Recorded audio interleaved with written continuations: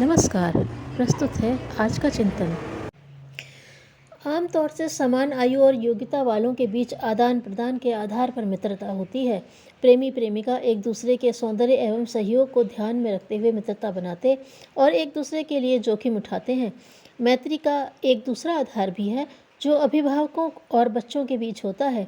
माता बच्चे को 9 महीने पेट में रखती है और अपने रक्त मांस का अनुदान देकर एक बूंद बराबर भ्रूण को जीवित रह सकने योग्य स्थिति में परिपक्व करती है। असहनीय पीड़ा सहती है, अपने रक्त को दूध में परिणत करके उसका पेट भरती है, अपनी नींद और सुविधा में कटौती करके उसे संभालने में निरंतर ध्यान रखती है। इसके बदले में बच्चा उसे क्या देता है? पिता बच्चे के भरण पोषण की व्यवस्था करता है, उसकी शिक्षा चिकित्सा का भार उठाता है, विवाह करता और आजीविका से लगाता है। मरता है तो अपनी संपदा का उत्तराधिकार उसे दे जाता है। इसके बदले बच्चा बाप को क्या देता है? कुछ न मिलने पर भी यह घनिष्ठता जीवन भर निभती है और एकांगी प्रदान आजीवन चलता है। उसमें आदान का कदाचित ही कभी कोई अपवाद देखा गया हो। सांसारिक दृष्टि से आदान प्रदान वाली मित्रता का कोई आधार न होने पर भी एक सूक्ष्म स्नेह तंतु संतान और अभिभावकों के बीच बंधा रहता है। दोनों ही पक्ष समझते हैं यह मेरा है। माँ से थोड़ी देर के लिए अलग होने पर वह रोने लगता है और जैसे ही वह दौड़ कर आती है और गोदी में उठाती है वैसे ही हंसने लिपटने लगता है। माँ के साथ रहकर फटे कपड़े और सूखे टुकड़े खाकर वह प्रसन्न रहता है और उसे छोड़कर किसी सुविधा संपन्न का होकर रहना नहीं चाहता। माता का पक्ष भी ऐसा ही होता है। वह बच्चे के साथ इसलिए कष्ट उठाती है कि वह मेरा अपना है। पिता भी ऐसा ही समझता है। यदि यह स्नेह संबंध न हो तो बच्चों के लिए इतनी ममता क्यों बढ़े? क्यों कोई इतना त्याग करे? हमारा शरीर और मस्तिष्क सामान्य स्तर का है।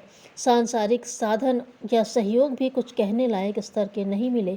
फिर भी अपनी और दूसरों की आंखों से देखने पर प्रतीत होता है कि जो बन सके, जो कर सके, वह अपनी योग्यता, प्रतिभा एवं संपदा की तुलना में हजारों गुना लाभ यह कैसे मिला? कोई जुआ लॉटरी नहीं फली है और न कोई आकस्मिक भाग्योदय हुआ है। जो कुछ भी हुआ है, किया है, मिला है, उसमें 99% ना सही 90% तो उसी देव सत्ता का अनुदान है जिसे हम कभी गुरु, कभी मास्टर, कभी बॉस, कभी मार्गदर्शक और कभी दृश्यमान परमेश्वर कहते हैं।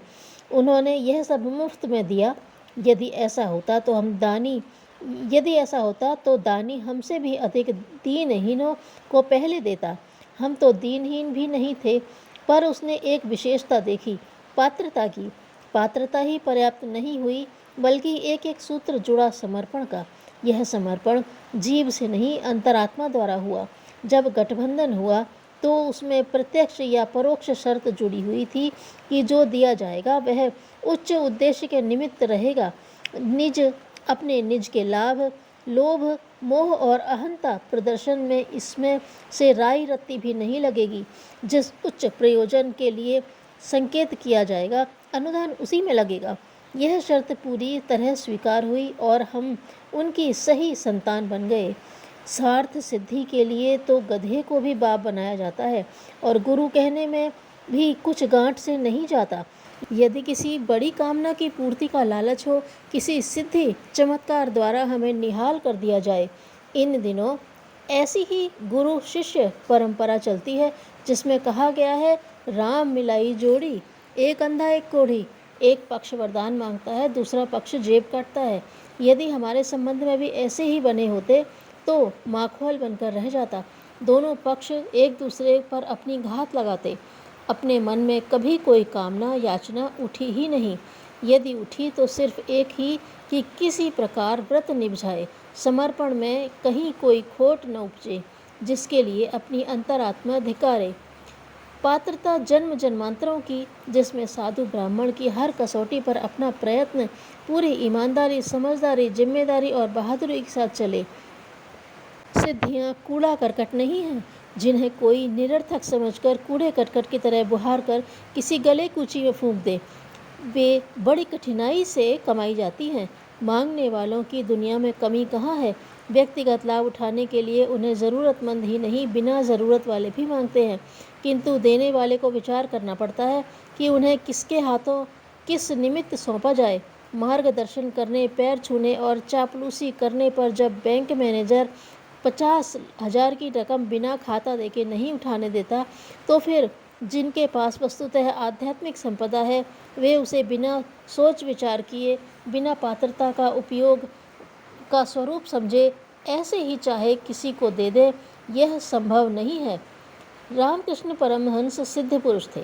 उनके पास नित्य सैकड़ों की संख्या में लोग आते थे। उन सभी की अपनी अपनी आवश्यकताएं, कठिनाइयां और समस्याएं होती थी। सहायता चाहते थे।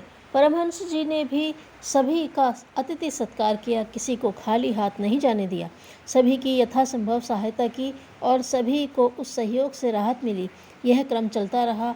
इस पर भी वे यह दृष्टि लगाए रहे कि अपना स्थान ग्रहण करने वाला, परंपरा चलाने वाला कोई मिले। यह ढूंढने में उनका लंबा समय बीत गया।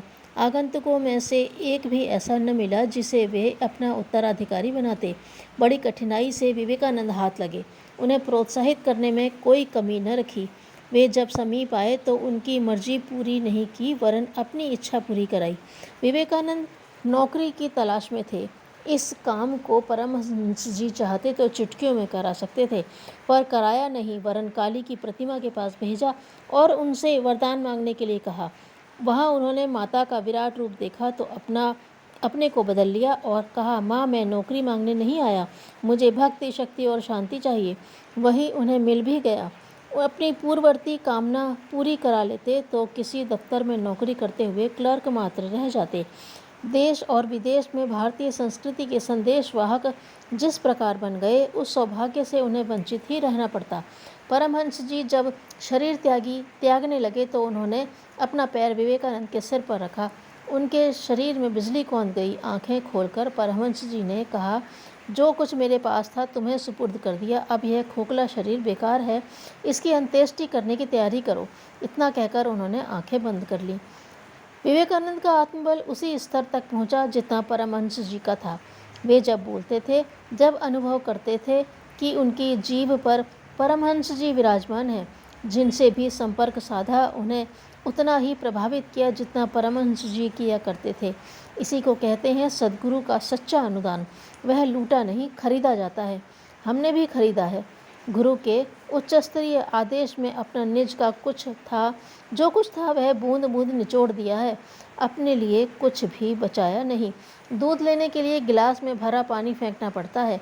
हमने अपना पानी फेंका और दूध पाया है। इस प्रकार के साहस में कुछ गंवाया नहीं, कमाया ही है। अब तो इस तथ्य को वे लोग भी स्वीकार करते हैं जो आरंभिक दिनों में हमारी मूर्खता पर हंसा करते थे। अब वे मानते हैं कि वह मूर्खता नहीं, बुद्धिमत्ता थी।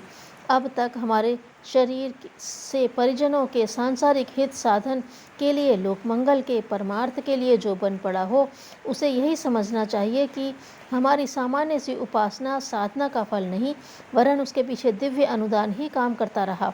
अब हमें भी यह चिंता लगने लगी है कि इस जीवन का अंत करते हुए ये प्रतिभाएं कहाँ से पाएं जो हमारी अपेक्षा हजारों गुना काम करने के लिए पड़ा है, उसे संपन्न कर सकें और हमारी ही तरह दैवी अनुग्रह का अनुदान पाकर अपने को धन्य कर सकें। धन्यवाद।